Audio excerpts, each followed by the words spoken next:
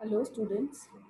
So we are going to continue with the first chapter of Sale of Goods Act, that is the nature of the contract of sale. We have discussed so far the meaning of the contract of sale, the two different types, sale and agreement to sell, and the differences between those two.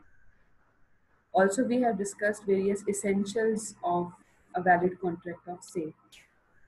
Today we'll discuss briefly a few more differences also. So you need to prepare these for short notes type questions only. The first one is sale and bailment. So we have discussed already the meaning of the term bailment, the contract of bailment we have done already, and then contract of sale also now we know. So what are the differences between these two? So considering the differences, in sale and bailment, there will be transfer of possession of goods. Goods will be always movable goods. But in case of sale, there will also be a transfer of ownership of the goods. Now, this transfer of ownership may take place immediately or it may take place after some time on the fulfillment of conditions. But in case of bailment, there is no transfer of property at all. It is only transfer of the physical delivery of the goods.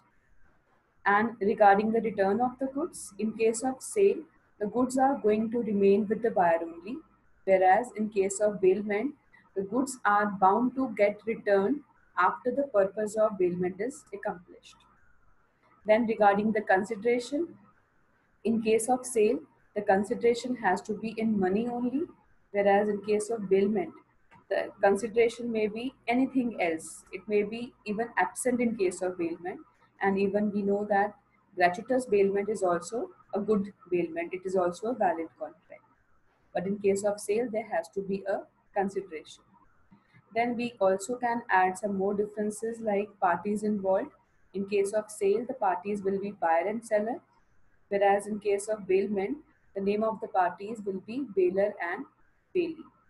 Then you also can mention the underlying act which is controlling these. So sale is covered under Sale of Goods Act 1930 and bailment is covered under Indian Contract Act 1872.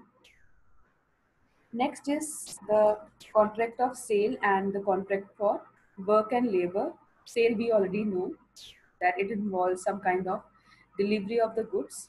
But in case of contract for work and labor or work and material, in this case you are only talking about exercise of skill and labor by one party. You have made a contract with a carpenter that he'll be coming at your place.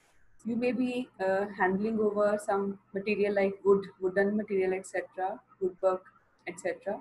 And then he'll be giving his services, he'll be applying his skill and labor on the material, and then he will go back. So in this case, there's no such transfer of ownership, and ownership is going to be with the person, and this the other person is only performing his skill. Sale and barter we have discussed already in the beginning. Barter is goods exchange for goods. Sale is goods exchange for money. Sale and gift means again the goods are transferred, the ownership is transferred to the other person.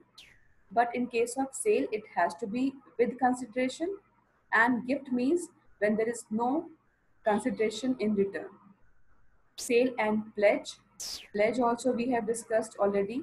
Pledge means a special kind of transfer of possession from one person to the other person for the purpose of giving those goods only as a security for the loan, etc.